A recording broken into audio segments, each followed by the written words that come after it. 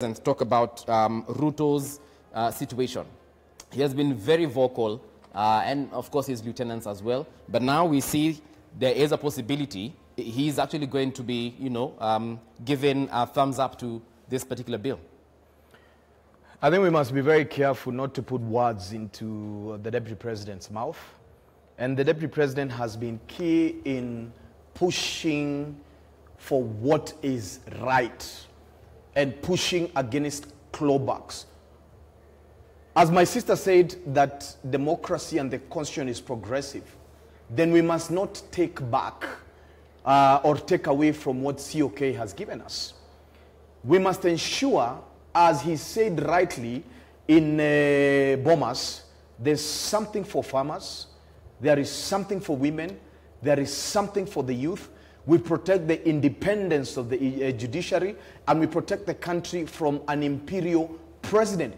That we continue the delineation of powers, we continue strengthening our institutions, and therefore he asked one thing: if we can agree to amend the constitution, then we can agree to amend a document called BBI, which by any means is not the Ark of the Covenant, or it is not anything that we can touch. And therefore, instead of bringing contestations into the country that is fragile, the Deputy President pushed for a consensus document, which means amend what is against progress, what is not progressive, include the views of others, and then let us have an uncontested referendum. There is no need. Some politicians are looking for a yes and no. They're looking for a contest so that they can have a platform, because they have no development to show. They have no strong narrative politically. So therefore, on a platform of a yes or no. And remember, my brother, prior to where we came from, the generation of BBI was Moses Kuria was being made to sit on the tarmac. There was an insult this, insulting this, Nugui, Siyama Mayako, CIE. So already there was contention. And I believe that the Deputy President, in his fair submission, calmed the waters and the crocodiles and the hippos in the waters. And you say, you know what? This river is for all of us. Can you just listen? Why don't we just agree to agree that there are some things that are proposed in this BBI that are dangerous and serious clawbacks, amend them and include the views of others, and then we have an uncontested referendum. Take a look at what you're saying on WhatsApp. Remember, the question we're asking you is, have you read this document? And this is some of your feedback. Have you read the Constitution Amendment Bill 2020, popularly known as the BBI? Well, majority of Kenyans have not read the document, and they need a civic education. This is Kipchoge from Uasin Gishu. All right, Kipchoge, thank you very much. We also have someone saying, no, I have not read the BBI report, and I do not know what it contains. It is King Pose from Kitengela. All right. Frank, watching from Mombasa, says, I personally haven't read the BBI. I'm focused on survival. It's not yet time to engage Kenyans in such a technical thing. Man. Okay. Dennis from Mary saying, just waiting for the final conclusive and inclusive document for me to read. I will propose that the government do rigorous civic education, having printed and distributed copies of the report. Dennis in Kerichua, or rather Dennis Kerichua from Meru County. Thank you very much. Keep telling us your thoughts on this. And Daniel, you have seen what some Kenyans are saying in regards to this situation. All Kenyans, actually. It's some Kenyans, some Kenyans. But coming back to the Ruto situation, what is going on? What do you think is in his mind? I personally think Ruto's position is more of a tactical retreat, for the reason that if you look at the process of the referendum, once the signatures are collected, the 1 million signatures, and they are submitted to IEBC, then IEBC verifies the signatures and takes them back to the county assemblies. If it passes through the county assemblies, then the process is almost unstoppable. And so I think the Deputy President has looked at the situation and asked, is it possible that this document would go through the county assemblies? And given the latest amendments that have been done to these documents, we've seen most of the political leaders going or rallying behind the document. Yesterday we saw the Honorable Musalia Mudavadi saying that, for me, the issues I had have been addressed. We've seen the Honorable Kalonzo Musyoka backing the document, the Honorable Wetangula, and so on and so forth. And so for me, I think the Deputy President's position is more of a tactical retreat, because if you look at the history of referendum in this country, a referendum is almost a prelude to the next general election. Okay. And because the Deputy President looks at himself as one of the front runners for the presidency in this country, he would not want to take a position that would end up as the loser. Oh, okay. I don't know, Vivian. What do you think is Ruto's reason to calm down and take a softer stance on issues? First of all, I think the Deputy President and his team, his brigade, were all caught flat-footed. They've been singing this song of, you know, why can't, if the Constitution can be amended, why can't this document not be amended? And nobody ever said that the document, you know, cannot be amended. I mean, we went through a validation process that included additional views. And even after the validation process, when the final bill came out, you know, we saw that the recommendations, that the proposals that the members of County Assembly wanted included were included. There were recommendations pastoralists were proposing. Some of that was amended.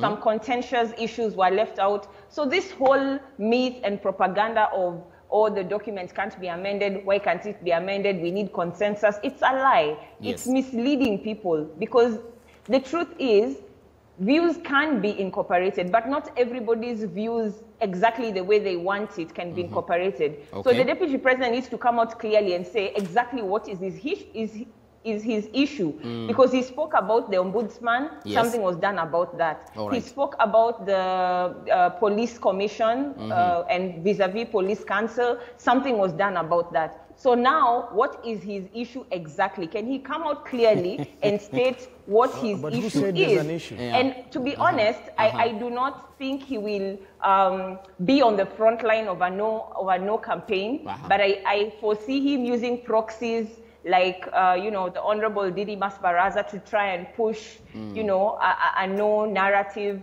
for the BBI. And the Honorable Didi Masbaraza already came out to say that he would lead the no campaign. But you see, everybody already knows he's a close ally of the DP. And it's very likely that when he is acting on an issue, he's not acting out of his own, you know, volition. It's probably as a strategy from, you know, the DP's camp. So Team DP wajitokeze wazi watuambie what exactly is the issue they have with the BBI. All right. I guess we'll find out shortly, but I mean, we will find out once this signature drive is done. Dennis, we did mention about the Ombudsman, the National Police Service, or the proposed council, and the 70 constituencies, some of the key contentious issues. So I don't know, what are your thoughts on this? You know, first of all, I need to tell my sister that when you're talking about the man who is the most famous and most loved man in the nation, Deputy President Ruto, he is the only politician currently representing the views of Wanjiku. And I'm sure many people are afraid of the hustler nation and the hustler narrative. It is what it is. 10 years ago, Raila Odinga used to control that mass, but maybe there's a question about that now. All right. But there are still dangerous and contentious issues, even in the draft now. For example, the presidency, there's a serious clawback. In Constitution 2010, Kenyans said they do not want an imperial president. The current proposals portend the rise of imperialism, an imperial president that will operate above the law. That is one of the things that we need to look at. Number two, you have a bloated parliament, the largest in the world. with about over 550 members of parliament. Number 3, Seriously? the doctrine is the proposal. Read the proposal. Number 3, there's going to be a risk that the separation of powers, doctrine of the separation of powers, that one is gone and dead with BBI. Why? Because the president can control parliament by virtue of the large numbers of nominated members of parliament at the end of the day. Number 3, in the same, judiciary is going to be killed. Its coherence, the doctrine of the separation of powers will be dead. And then we are looking at additional constituencies, mega of those being in the central province. Why?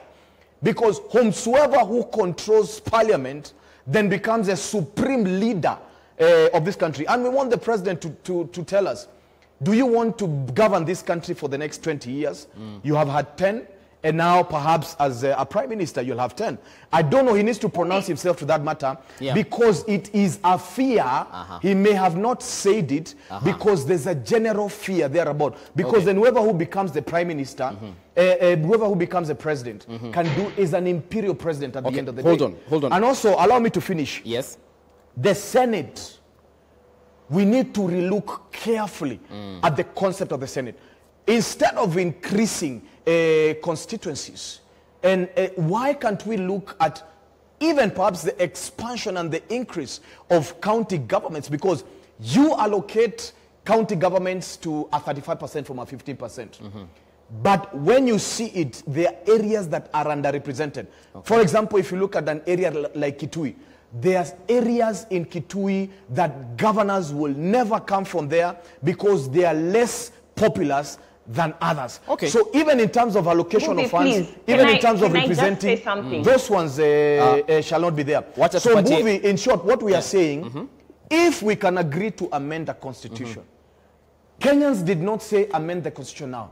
Why are we being rushed on a process? This is the third time you've mentioned there's no general agreement about that only 19% want. And I want to allow Vivian to put her word on this one as we get also back to Daniel on the matters of the judiciary. But yes, what's your point of objection here? Honestly, I think everything that Ntumbi says should be fact-checked. You see, for example, he's saying it is the truth. The former central province gets the bulk of the new constituencies. It's a lie, it's wrong. Nairobi actually gets the bulk. Nairobi gets 12 new constituencies in the proposed bill. Central province only gets 8, but that's because of Kiambu. And we all know how many does Kiambu get alone?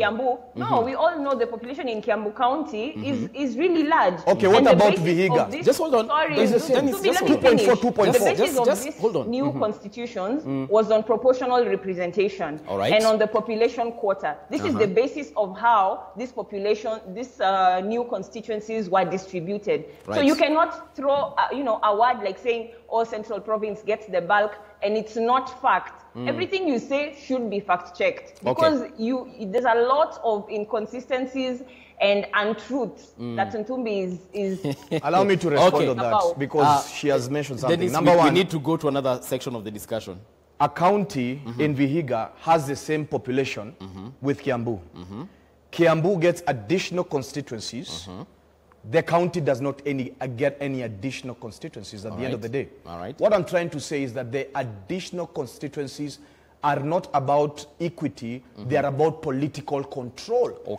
That is something that needs to be checked. On the population quota. It has nothing to do with population. 2.3, 2.4. Daniel, I know you have... unless there's an issue with numbers here. To read the constitution. Tutafanya hesabu tu Said.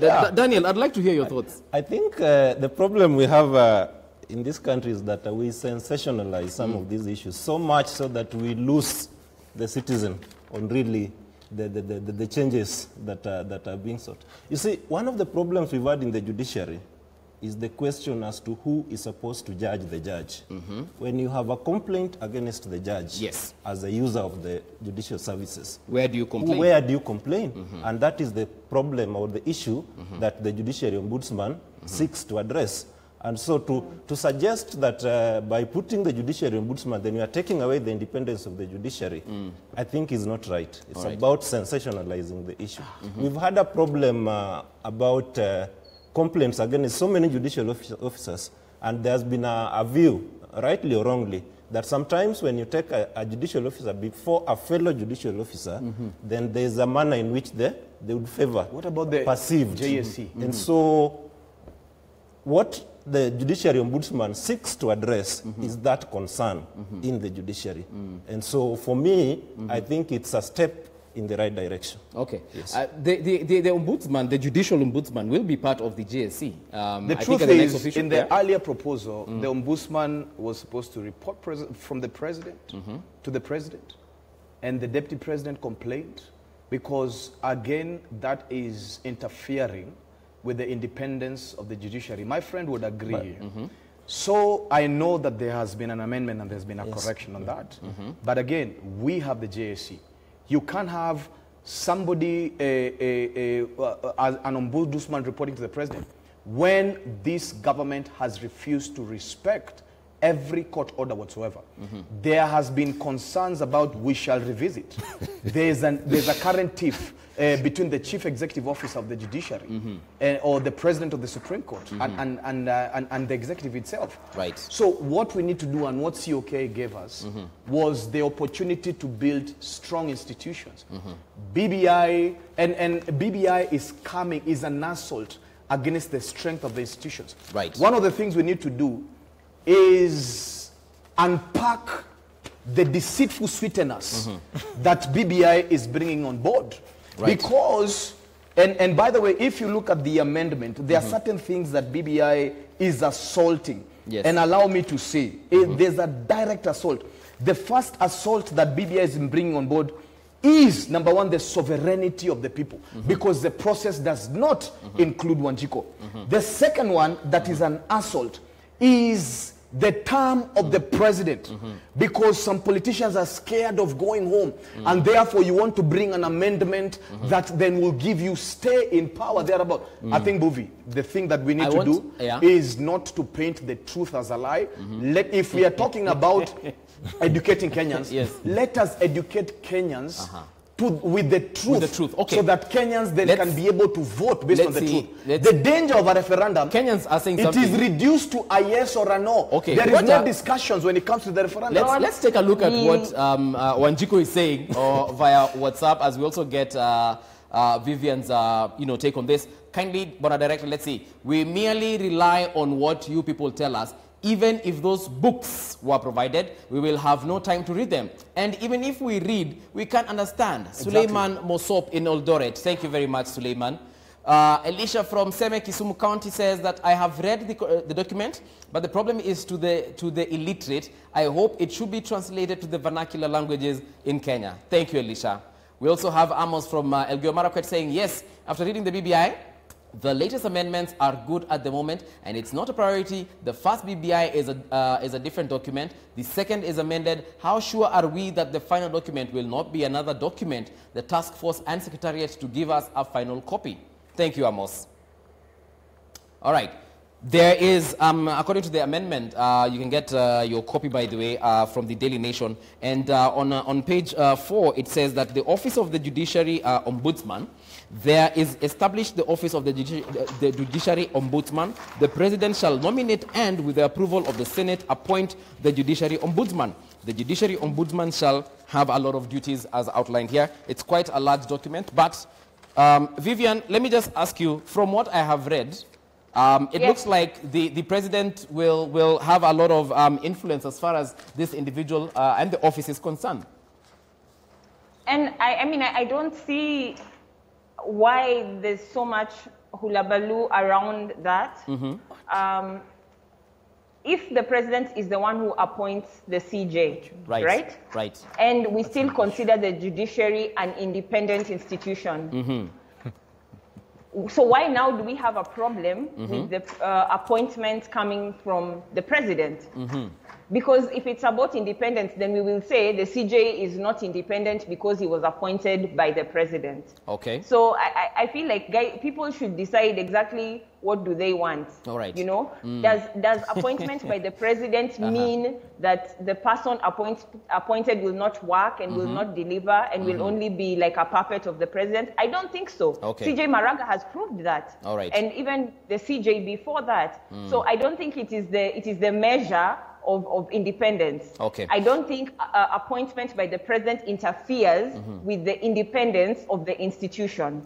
Daniel Achach, do you agree with those sentiments, or? I agree with those sentiments. Just to add that even today, the process of removal of a judge, a sitting judge today, is that the president appoints a tribunal that listens to the complaints before that particular judge is removed. And so I agree with my sister's views that the mere fact that a president appoints does not necessarily mean that then that the person appointed will not be independent. Okay. And we've seen such tribunals appointed.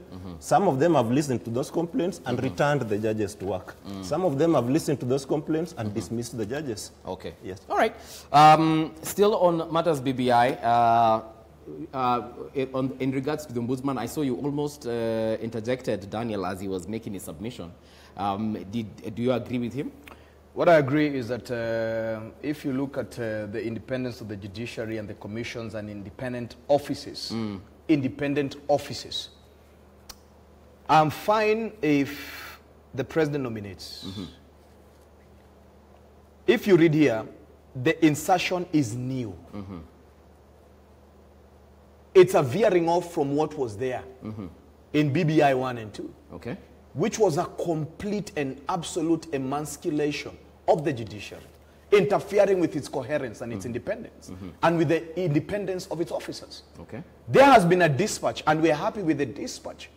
But then if you have to be pushed for you to agree that the judiciary needs to be independent, then you can always amend it through your populous members of parliament, because parliament shall be under the control of the executive at the end of the day. So what we are saying, Buvi, is that this document so far has been amended multiple times by people we don't know, and it is not Wanjiko. At the end of the day, if your earlier insertion was that you don't want an independent judiciary, there has been an issue with the 31 judges so far. You understand? What we want is an absolute independent judiciary, an independent legislature at the end of the day, and an independent presidency. You understand? All right. That is what we're asking for. That is not asking a lot. And we are happy that this is an insertion that is new. Number two, the question... Which is your last one. Yes. Number two, Yes. the question about the independence of the police force, which the BBI 1, 2, 3, 4, 14, I don't know which one, then was clawing back police reforms by saying revert the police back to admitting and reporting to a politician. And today we have grave questions about the independence of the police. What we are saying is that don't take Kenya back to the dark days, but because already we have seen through BBI 1 and 2 and 3 the intent to claw back on what COK 2010 is, what we are asking is an absolute assurance that if we are going to a referendum, and by the way, there's never a discussion in the referendum. The questions are mapped, all the important things a nation has. You either vote yes or no. You understand? And because it's a simple majority, and IBC today is improperly constituted, how do we know we're even going to have a fair referendum? There are integral questions that Kenyans are asking for. And dangerous ones, like you said. Dangerous ones. And we desire to get an answer, to get a consensus. Thank you, Dennis. Because this is our document, and nobody can say that all views cannot be included. All right, Daniel. Because you're not the paramount chief of the country. Daniel, your closing remarks. I think before I make my closing remarks, let me just say this. I think it's wrong to mislead Kenyans on national TV. Under Article 255(1) of the Constitution, it is not possible to amend the constitutional provisions touching on the independence of the judiciary through Parliament.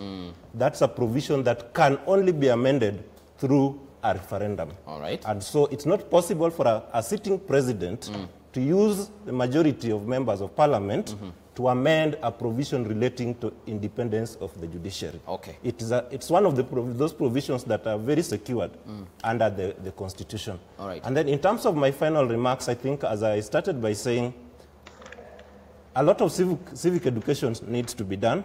I think the document needs to be broken down in a language that the Kenyans will understand. The Kenyans, the so-called Wanjiko, would understand.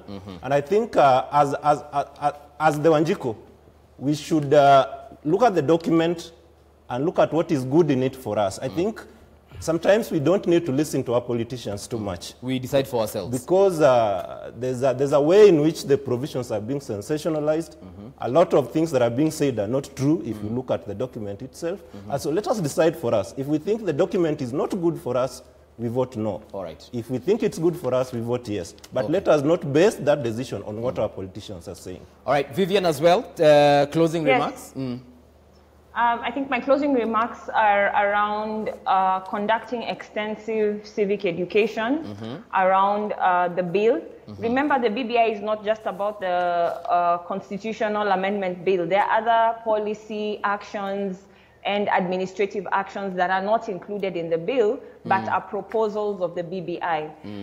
Civic education will ensure some of the propaganda being spread by my brother Ntumbi there are clarified, so that people know. You know, when someone says only Central Province got the bulk of the constituencies, and yet it's not founded on fact. Okay. When you're taken through civic education, you get to know the truth. You know, you separate the wheat from the chaff. You get to know what is truth, what is lies. Okay. So I just urge for extensive civic education, and I'd also really urge, even as we go through civic education, to break down this bill and everything around the BBI in a language that young people can understand. The language is a bit technical, and it's important that when young people, especially the youth, are being taken through this, can it be done in a language that they can relate to, they can understand. Thank you, Vivian. And of course, as a final, because Mbuvi, just allow me. 10 seconds. Because yes, I am pro BBI, and I just want to take this opportunity to urge everyone that is watching to either talk to someone who understands the document, but support it. This is for the good of everyone, all 47 million of us in Kenya. All right. Tumbi, for the sake of my neck, keep it very short. 15 seconds. You know, my brother here has told us that the constitution cannot be amended by an overbearing president. I want to ask, BBI is an amendment pushed by who? The overbearing executive. At the end of the day. The court has ruled that 30 plus amendments done through the National Assembly are unconstitutional. Pushed by who? The executive.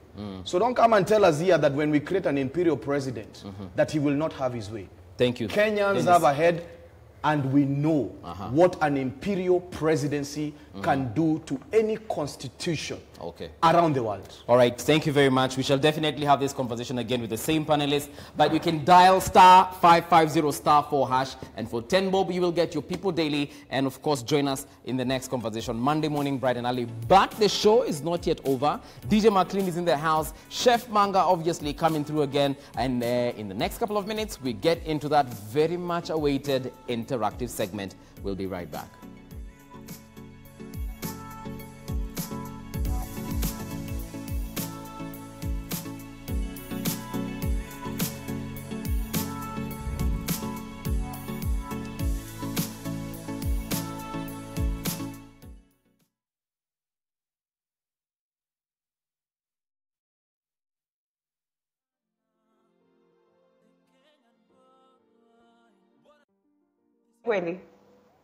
Mbuvi, can you hear me? No. I'm telling Tumbi, we are welcoming him to Chungwa House for tea. Never. To do what? No, by the way, I can come because I have friends in ODM.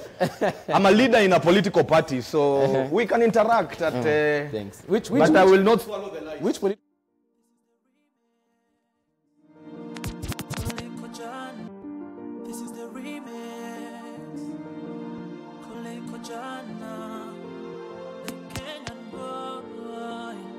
Mwokozi wangu tena ni kiongozi wangu, Bwana ni mwokozi wangu, Bwana ni mwokozi wangu, Bwana ni mwokozi wangu, tena ni kiongozi wangu, ananipenda leo kuliko baraka zake hazikwishi, si kama binadamu badiliki, ananipenda leo